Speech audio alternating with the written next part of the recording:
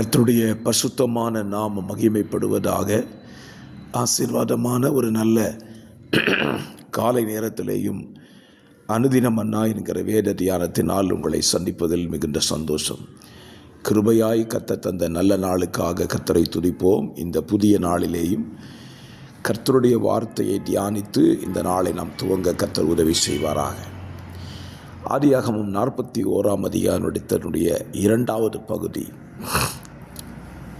தேவனால் உயர்த்தப்படும் யோசேப்பு. உயர்வு என்பது தேவனால் நமக்கு வர வேண்டும். நமக்கு நாமே உயர்வை ஏற்படுத்தி கொண்டால் அது ஆபத்தில் முடிவடையும். அப்சலோமை பாருங்கள். அவன் தனக்குத்தானே ராஜாவாவேன் என்று சொல்லி தன்னை உயர்த்தி கொண்டான். அவனுடைய முடிவு பரிதாபத்தில் முடிந்தது. ஆனால் யோசேப்பை கவனியுங்கள். யோசேப்புக்கு தேவன் சொப்பனங்களை கொடுத்திருக்கிறார். என்ன இருந்தாலும் தேவன் தன்னை உயர்த்தும்படிக்கு அவன் காத்திருந்தான். இந்த அதிகாரத்தில் யோசேப்பை பார்வோன் உயர்த்தி என்ன செய்கிறான் பாருங்க. யோசேப்பை நோக்கி 41ஆம் வசனம், பார், எகிப்து தேசம் முழுமைக்கும் உன்னை அதிகாரி ஆக்கினேன் என்று சொன்னான். யோசேப்பை பார்வோன் உயர்த்துகிறான், எகிப்து தேசம் முழுமைக்கும் அதிகாரி ஆக்குகிறான்.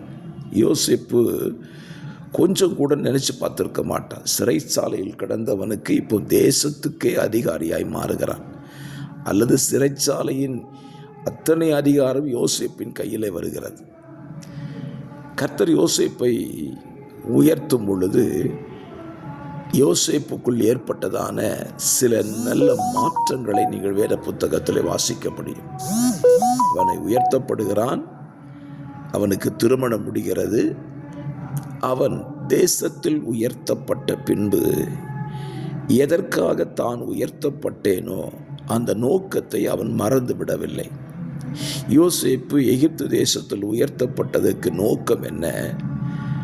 எகிப்து தேசம் கானான் தேசம் முழுவதும் வரப்போகிறதான அந்த தீமையான நாட்கள், அந்த வறுமையின் நாட்களிலே தேசம் காக்கப்படும்படியாகத்தான் அவன் உயர்த்தப்படுகிறான். அப்படி அவன் உயர்த்தப்பட்டதனுடைய விளைவு, அவன் தேசத்திலே நல்ல வருஷங்கள், செழிப்புள்ள வருஷங்களிலே தானியங்களை தேசத்திலே சேர்த்து வைக்கிறான். என்னை கேட்கிற அருமையான கர்த்தருடைய பிள்ளைகளே, உங்கள் வாழ்க்கையிலையும் கர்த்தர் உங்களை உயர்த்துகிற நோக்கத்தை மாத்திரம் மறந்து விடாதிருங்கள். யோசேப்பு தான் உயர்த்தப்பட்ட நோக்கத்தை மறக்காமல் அவன் சரியாக அந்த நோக்கத்தை அவன் கையாள அவன் ஸ்தோத்திரம் நடந்து கொண்டான். இன்றைக்கும் பல நேரத்திலே தேவன் நம்மை உயர்த்துகிறார். ஆனால் உயர்த்தப்பட்ட பின்பு உயர்த்தப்பட்டதின் நோக்கத்தை மறந்து நம்முடைய இஷ்டத்துக்கு நாம் செயல்பட ஆரம்பித்து விடுகிறோம். அப்படி இல்லாமல் நம்மை எதற்காக தேவன் தேசத்திலே உயர்த்தினாரோ அந்த நோக்கம் நிறைவேறுவதற்கு உங்களை இந்த காலவெளியிலே அர்ப்பணியுங்கள். வேத புத்தகத்தில் ஒரு மனிதரை இந்த காலவெளியில் உங்களுக்கு சுட்டி காண்பிக்கிறேன். யெகூ என்கிற ஒரு ராஜா, 2 ராஜாக்களின் புஸ்தகம் 9ஆம் அதிகாரத்தில் அவனை குறித்து எழுதப்படுகிறது. 9, 10 அதிகாரங்கள் அவனுடைய ராஜ்யபாரத்தின் நாட்கள். அவனை தேவன் அபிஷேகம் பண்ணும் பொழுது ஒரு நோக்கத்துக்காக அபிஷேகம் பண்ணுகிறார். எதற்காக? ஏசபேலின் மேலும் ஆகாபின் குடும்பத்தார் மேலேயும் தேவனுக்கு இருக்கிற அந்த தீர்மானத்தை அவன் செய்து நிறைவேற்ற வேண்டும் என்றுதான் தேவன் யெகூவை அபிஷேகம் பண்ணினார். யெகூவும் தான் அபிஷேகம் பண்ணப்பட்ட நோக்கத்தை உணர்ந்தவனாய் தீவிரமாய் அந்த காரியத்தை செய்கிறான். பாருங்கள், அவன் ரதத்தில் ஏறி புறப்பட்டு போய் ஏசபேலை கொல்லுகிறான், அகசியாவை கொல்லுகிறான், பாகாலின் தீர்க்கதரிசிகளை கொல்லுகிறான், பாகாலின் பலிபீடங்களை இடித்து தரைமட்டமாக்கி விடுகிறான். அவன் மேலே வச்ச அந்த நோக்கத்தை சரியாக புரிந்து கொண்டு அவன் செயல்பட்டு விட்டான்.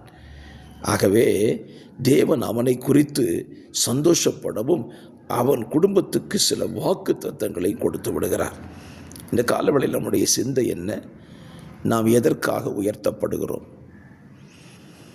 நம்முடைய தாழ்வில் நம்மை நினைத்தவரை துதியுங்கள், அவர் கிருபை என்றும் உள்ளது. தேவன் நம்மை உயர்த்துகிற பொழுது உயர்த்தப்பட்ட நோக்கத்தை நாம் ஒரு நாளும் மறந்துடக்கூடாது.